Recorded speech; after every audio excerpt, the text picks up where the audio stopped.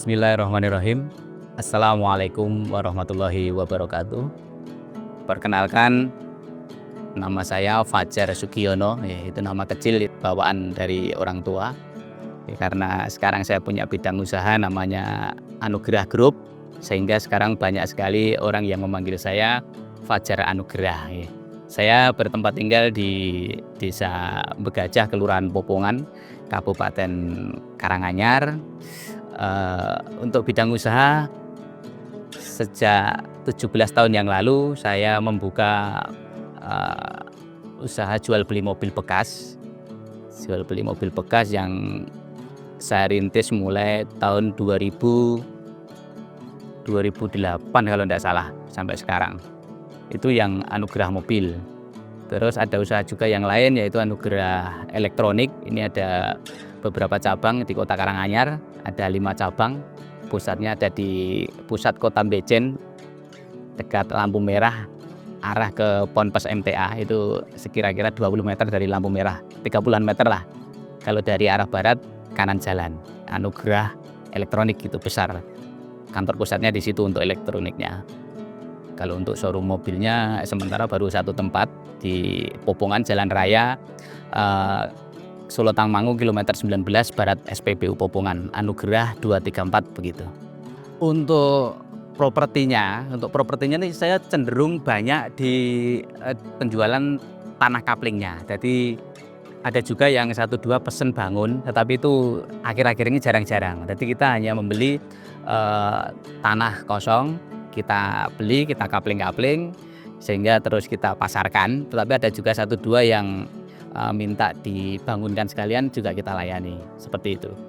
Lokasinya yang paling luas itu di lokasi ini. Ini udah ada beberapa kapling yang terjual.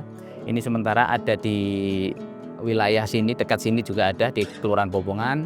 Terus ada banyak sekali yang sudah laku terjual. Ini kita memang agak penjualannya ini agak berkurang. Untuk pembeliannya kita kurangi sementara ini. Kita fokus saat ini untuk memperbanyak stok untuk yang mobil bekasnya, Mas. Alhamdulillah untuk kajian saya bergabung di Karanganyar 6, cabang Karanganyar 6, yang saat ini majelisnya masih di tempatnya Bapak Ketuanya di sini, dekat sini Kampung Dumas, Kelurahan Popongan juga. Dari sini 5 menit lah. Dari sini perjalanan 5 menit. Saya latar pendidikan terakhir saya hanya SD, Mas. Jadi saya tidak pernah sekolah SMP. SD itu pun waktu itu temennya nerima ijazah itu saya tidak bisa nerima ijazah karena bayaran SPP saya kurang 18.000 waktu itu. Saya masih teringat sampai sekarang. Jadi betul-betul waktu itu saya dalam kondisi tidak ada, orang tua juga kurang mampu, sehingga kita jalani gitu aja. Kalau orang tua sendiri sih hanya buruh tani, jadi artinya membantu tetangga-tetangga yang punya sawah, tetangga-tetangga yang punya lahan itu ikut-ikut bekerja di situ. Jadi hanya cukup untuk kebutuhan makan pun kadang-kadang kurang kan waktu itu, seperti itu. Tapi sekarang bapak ibu saya sudah almarhum dan almarhumah, ya mudah-mudahan beliau diterima di sisi Allah Subhanahu wa taala. Kalau pekerjaan itu saya dari lulus SD itu sudah Mas.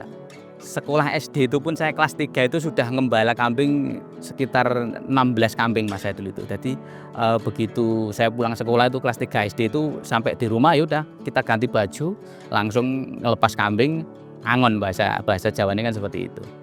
Jadi dari kecil itu udah mulai dididik untuk bekerja, dan begitu lulus SD kita kerja di proyek menjadi kuli angkat-angkat semen, angkat-angkat sampai di usia berapa ya, saya 15 tahunan lah, 15 tahunan.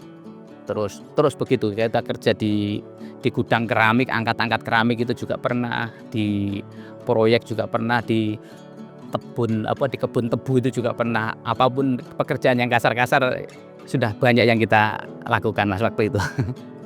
Waktu itu singkat cerita 2021, Mas. 2021 itu saya menikah dapat istri saya ini kebetulan warga Ngaji Karangpandan 1 ya. Waktu itu saya juga sebelum nikah itu, jadi mohon maaf, waktu muda itu saya usia 20, 21, 22 itu tidak pernah namanya pacaran ataupun kenal cewek, Mas, karena saya kan menyadari bahwa saya itu tidak punya apa-apa. Jadi enaknya kerja.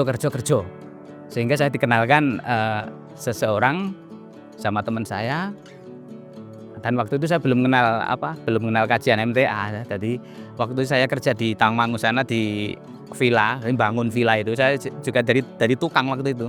Saya jadi tukang cat waktu itu. 2021 akhirnya saya menikah. Jadi setelah menikah itu saya masih nganggur lagi. Terus saya bekerja di salah satu perusahaan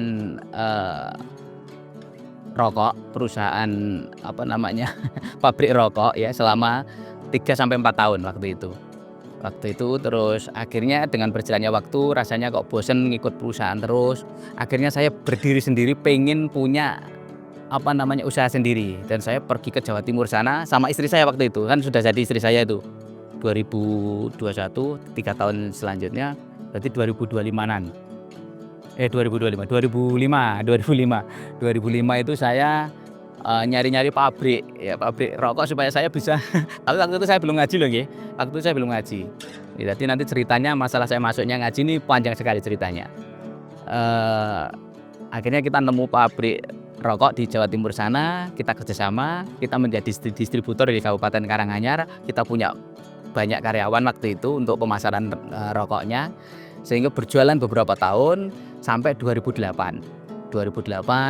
saya mulai mikir-mikir kok rokok ya saya usahanya, padahal saya sendiri juga tidak merokok.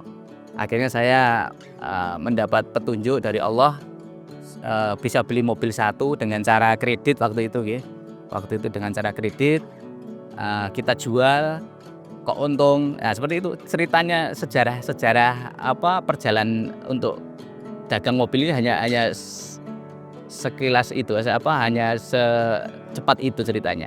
Jadi kita tidak pernah punya pengalaman kerja di showroom ataupun ikut orang jual beli mobil, tidak. Semua otodidak, jadi ya sampai sekarang ini begitu. Awalnya tahun 2008 itu saya kulak satu dari Jakarta sana, saya bawa pulang sendiri. Sampai di rumah itu dapat untung 1.500.000. Terus kok saya belikan lagi, untung lagi. Waktu itu kan kita juga pusing untuk mikir modalnya, kita tidak punya modal. Sedangkan orang tua juga tidak punya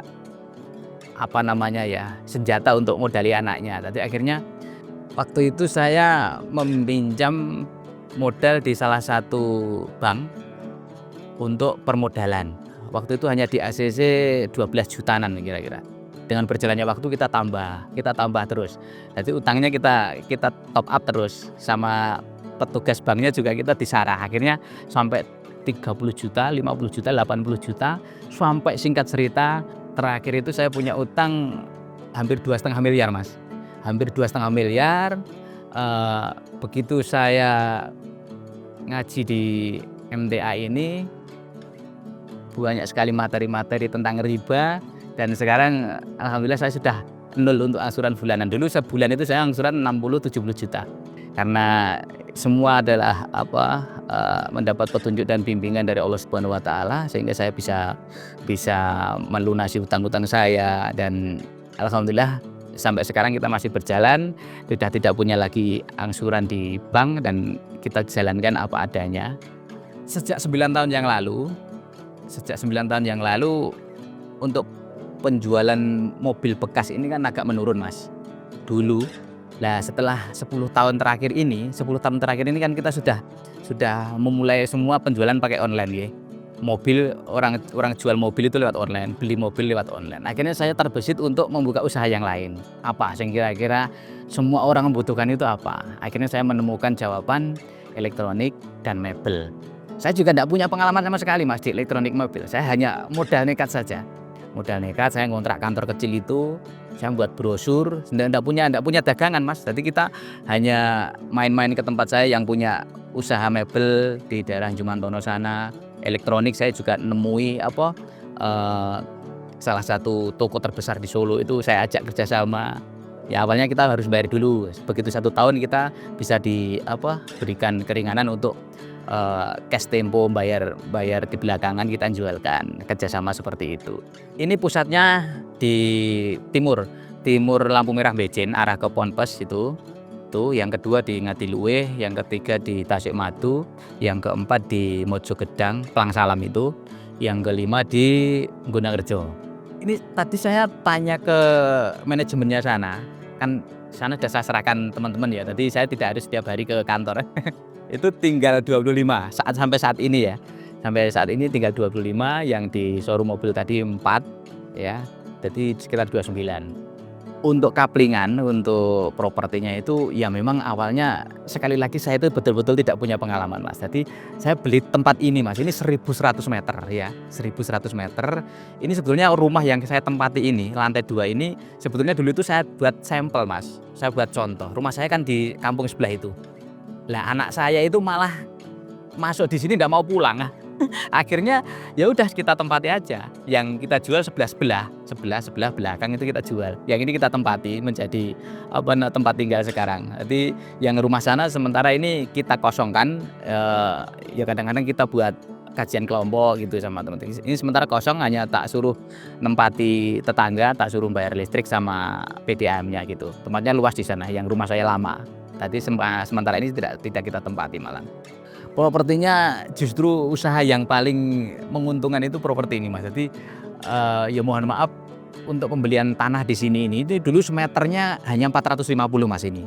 Di tempat ini sampai pinggir sungai sana, sampai di sana. Saat di bawah itu ya kita merasa gimana ya, kok aku kendel timen, tidak punya apa-apa, tidak punya pengalaman. Saya harus menanggung angsuran yang sekian banyak. Itu Mas, waktu di bawah kita betul-betul bisa kadang-kadang juga menyesali, tapi saya terus berdoa, terus berikhtiar ya, terus berikhtiar bagaimana caranya jualan mobil agak sepi ya, kita harus ngikuti perkembangan yang ada, kita harus ikut jualan online. Kalau dulu kan tidak harus online, kita pajang di pinggir jalan aja, orang lewat sudah mampir beli, orang lewat sudah mampir untuk menjualnya kan. Sekarang semua harus pakai online, penjualan online Mas. Untuk menutup sisa-sisa pinjaman saya di bank tadi, kita kan masih kemarin ada beberapa tempat untuk aset ya, terutama kaplingan. Sementara saya tidak pula kapling dulu waktu itu. Saya jual untuk menutupi utang-utang sisa-sisa pinjaman yang ada. Jadi pernah di satu bank di Karanganyar ini saya pinjam 1 miliar itu baru 6 bulan Mas. Karena saya saking takutnya dengan materi-materi riba yang disampaikan oleh Al Ustadz, saya berusaha semaksimal mungkin untuk segera menutup pinjaman saya. Tanah saya satu tempat itu laku sekitar 810 juta. Itu tak ada uangnya, tak ada rangsel, itu tak bawa ke bank. Saya ngelunasi di situ. Itu salah satunya Mas.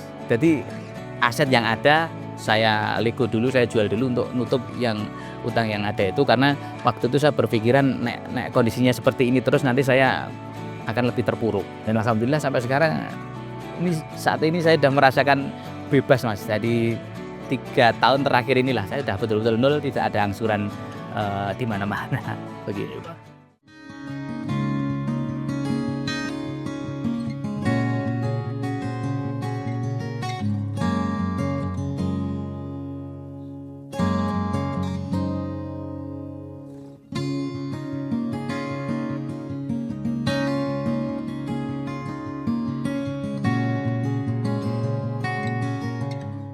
Jiwa saya Mas, jiwa saya itu memang pekerja keras ya. Dari SD kelas 3 saya sampaikan tadi, sepulang sekolah aja kita sudah disuruh angon wedhus menggembala kambing, itu sama 12 kambing Mas. Saya masih ingat betul sampai sekarang itu.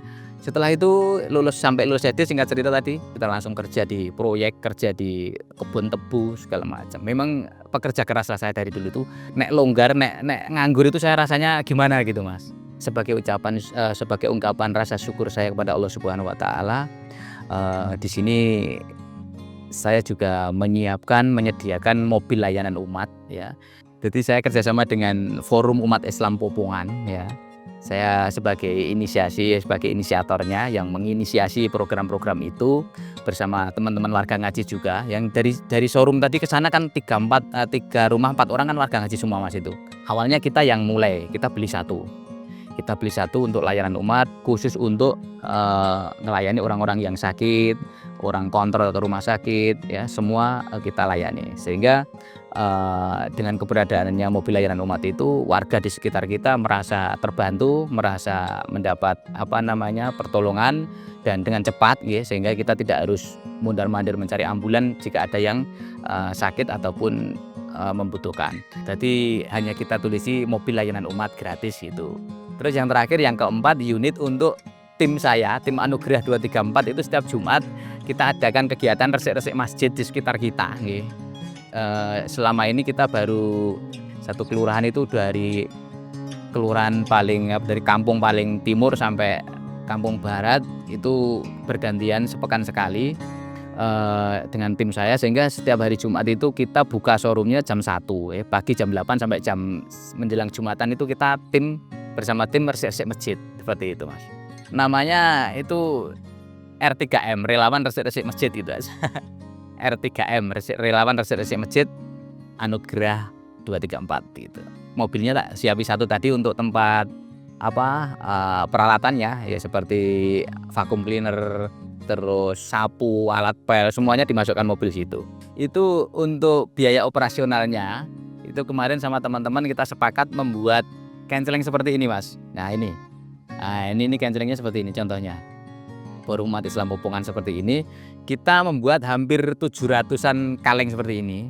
Setiap kampung kita adakan tim humas, ya. Jadi setiap kampung itu kita kan selapan dino sekali pengajian. Kita tawarkan canceling ini. Jadi banyak orang yang minta ditaruh di rumah. Ini setiap hari kita cuma sarankan untuk masuki 500 atau 1.000 rupiah saja. Nanti sebulan sekali diambil petugasnya, dikumpulkan. Ini setiap bulan sudah hampir 13 juta, Mas, kita dapatnya.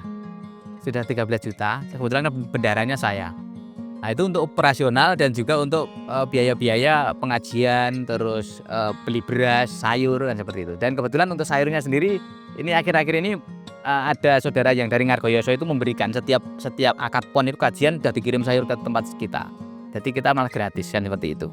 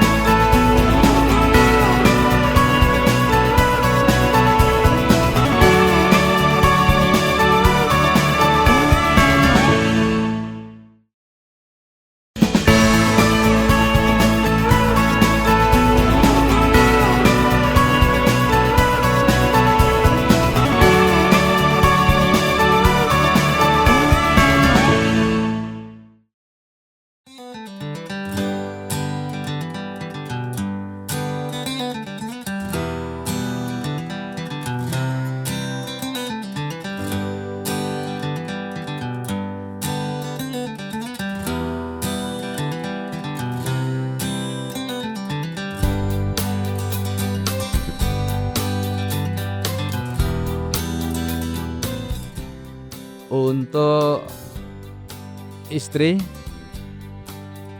namanya Lestari, ini dari Karangpandan, dulu ngajinya di Karanganyar 1. Dan anak saya yang satu Muhammad Ridwan, dulu SD ITMTA Mateseh angkatan pertama, Mas. Dan SMP-nya di sini juga angkatan pertama, SMP Karanganyar, SMP ITMTA Karanganyar, dan juga lanjut di SMA MTA. Itu waktu Covid itu kelas 2 itu. Kelas 2. Dan sekarang udah semester 5 nih berarti ya di sana UMS, Universitas Muhammadiyah Surakarta. Terus yang satu ini kelas 6 SD di SD TMTA Mateseh begitu, Mas. Namanya Isna ini Husna Fajriya. yang kelas 6 ini. Yang besar tadi Muhammad Ridwan. Ini kebetulan baru balik kemarin ke kontrakannya, kan dia kontrak di dekat kampusnya sana. Soalnya agak jauh sih. Arti penting keluarga buat kita itu adalah nomor 1 dan segalanya ya, Mas ya. Tadi di saat saya uh, tidak punya apa-apa dan belum punya apa-apa, istri mensupport dengan penuh keikhlasan, ya. Jadi waktu pertama kali saya nikah sama istri kan tidak punya apa-apa, ya. Istri juga menerima saya dengan apa adanya, dan begitu juga usaha naik turun kondisinya. Di saat turun istri saya juga mensupport saya. Di saat kondisi usaha sedang berkembang juga istri saya juga tidak begitu biasa-biasa aja lah. Itu yang membuat saya semakin semangat untuk terus berinovasi, dan sehingga anak-anak pun juga begitu. Alhamdulillah semuanya nurut-nurut, dan saya jadikan keluarga ini ya penyemangat bagi hidup saya, seperti itu, Mas. Kalau untuk cerita ngaji, Mas, saya jadi mustami itu setelah nikah dengan istri saya itu kan 2001, Mas. Itu saya udah ikut ngaji di Kemelayan, Mas. Tapi waktu itu kan saya hanya nganter. Begitu saya antar, saya turunkan, saya tinggal. Saya tidak ikut ngaji waktu itu 2001. Saya belum ikut ngaji. Tapi dengan berjalannya waktu kok pengen masuk gitu loh, Mas. Pengen mendengarkan. Jadi dari 2001 sampai lama banget loh, Mas. Saya hanya nganter, hanya ikut, belum masuk jadi warga. Dengan singkat cerita saja, rasanya kok ya gimana, pengen banget tahu materi-materi apa yang disampaikan oleh Al Ustadz, begitu. Karena waktu itu Nun Sewu, saya di sini kan sebagai ketua takmir masjid, Mas, waktu itu. Dan di sini masih kental sekali dengan adat-adat ataupun kebiasaan-kebiasaan. Dengan berjalannya waktu, ya jujur saja saya ini baru masuk jadi warga ini paling hanya baru 2-3 tahunan ini, Mas. Saya belum lama saya masuk di warga MTA ini, belum lama saya. Tapi ikut ngaji di Solo itu udah lama sekali. Ya bagi saya ini nomor 1, Mas, sekarang. Jadi kita memang sekarang harus perjalanan hidup dari waktu ke waktu sudah kita lalui, sudah saya lalui dengan begitu, ya ada pahitnya, ada manisnya, sehingga saat ini kita sudah sadar betul bahwa kita tidak bisa terlepas dari kajian-kajian yang seharusnya kita ikuti ini. Jadi kita tidak bisa lagi seenaknya seperti dulu. Jadi, dan saya sendiri juga merasakan kalau kita bersandar, kita berserah diri pada Allah, itu jalan itu perasaan saya itu enak gitu loh, Mas. Ya kebetulan alhamdulillah saya ini Mas, ikut gabung di Bankom, Mas. Ikut gabung di Bankom, bantuan komunikasi. Jadi setiap akad legi kita juga tugas di pusat. Kalau untuk piket di Ponpesnya kita malam Sabtu Pahing di Tanah Merah itu. Yang lainnya untuk kepengurusan di majelis itu kita banyak sekali sih tugasnya, Mas. Saya menjadi MC atau protokol, ya, bahasa Jawanya protokol di tempat orang meninggal kalau ada warga yang meninggal. Terus jadi ketua gelombang. Terus seksi untuk media, sound system segala macam, itu yang ngurus saya semua di majelis ini, dipasrahkan saya semua. Jadi banyak sekali kegiatan, dan alhamdulillah itu kita lakukan dengan ikhlas, dan kita bisa bagi waktu, insya Allah. Terutama saya sampaikan kepada sedulur-sedulur yang saat ini masih bingung berusaha ataupun masih belum punya pekerjaan, ya. Contohnya teman-teman yang masih muda, adik-adik saya, ya. Jadi mungkin dengan semuanya punya pengalaman sekolah, punya pengalaman ilmu-ilmu yang lain, tidak seperti saya, gitu. Tapi cari pekerjaan susah kan, seperti itu saat ini, gitu. Jadi kalau menurut mindset saya, pekerjaan itu tidak harus sesuai dengan bidang ataupun tidak sesuai dengan ilmu yang kita dapatkan kemarin kok. Jadi kita hanya yang penting gimana saya loh ya. Nah, saya penting punya feeling iki kok tak lakoni mesti berhasil, gitu aja. Bahwa semua hanya saya lakukan secara otodidak dan hanya mengandalkan daya pikir saya. Jadi tidak ada pengalaman, tidak. Jadi kepada saudaraku semuanya, kalau pengen usaha, kita mulai dari terkecil dulu enggak apa-apa. Dan sekali lagi pesan saya jangan sampai meninggalkan ngaji. Jadi kita kalau sudah punya pekerjaan terus seperti saya dulu ngajine ora dilakoni dan tidak paham ilmu agama, ya nanti kita akhirnya akan terjerumus juga. Jadi pesan saya kepada saya pribadi dan juga jenengan semuanya, monggo sing belum punya pekerjaan atau belum punya usaha, kita coba berinovasi apapun sing kira-kira jenengan menjadikan hobi jenengan apa. Dodolan pancing pun seperti anak saya itu nyoba dodolan pancing itu ternyata juga laris juga, Mas. Jadi usaha itu tidak harus langsung besar seperti saya, tapi kan mulai dari kecil dulu seperti itu. Demikian pemirsa dimanapun panjenengan semua berada, sedikit yang bisa saya sampaikan pada kesempatan yang berbahagia ini.